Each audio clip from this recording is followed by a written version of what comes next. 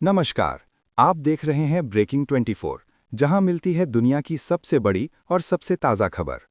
आज middle east में चल रही ईरान, इजरायल और अमेरिका के बीच जंग पर दुनिया भर के कई बड़े देशों ने अपनी तीखी प्रतिक्रिया दी है। चाइना, नॉर्थ कोरिया और रशिया जैसे पावरफुल कंट्रीज ने अमेरिका और इजरायल के मिलिट्री एक्शन पर सवाल उठाए हैं। चलिए जानते हैं इस वॉर पर दुनिया के बड़े लीडर्स क्या कह रहे हैं। सबसे पहले बात करते हैं चाइना की। चाइना के फॉरेन मिनिस्ट्री ने कहा है कि ईरान पर किए गए मिलिट्री स्ट्राइक्स मिडिल ईस्ट की स्टेबिलिटी के लिए खतरनाक हो सकते हैं। चाइना ने अमेरिका और इजरायल से अपील की है कि वॉर को तुरंत रोका जाए और डिप्लोमेसी के थ्रू सॉल्यूशन निकाला जाए। एक्सपर्ट्स का मानना है कि चाइना सिचुएशन को क्लोजली देख रहा है, लेकिन फिलहाल डायरेक्ट मिलिट्री इन्वॉल्वमेंट से दूर रहना चाहता है। अब बात करते हैं नॉर्थ कोरिया की।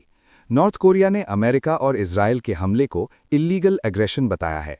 प्योंगयांग के ऑफिशियल्स ने कहा है कि इस तरह के मिलिट्री एक्शन से ग्लोबल पीस और स्टेबिलिटी को खतरा हो सकता है। नॉर्थ कोरिया ने अमेरिका पर आरोप लगाया है कि उसकी एग्रेसिव पॉलिसी दुनिया में कॉन्फ्लिक्ट्स को और बढ़ा रही है। इस बीच रशिया ने भी स्ट्रॉन्ग रिएक्शन दिया है। रशिया के लीडर्स ने कहा है कि ईरान पर किए गए स्ट्राइक्स इंटरनेशनल लॉ के खिलाफ हैं और इससे रीजन में और बड़ा कॉन्फ्लिक्ट हो सकता है।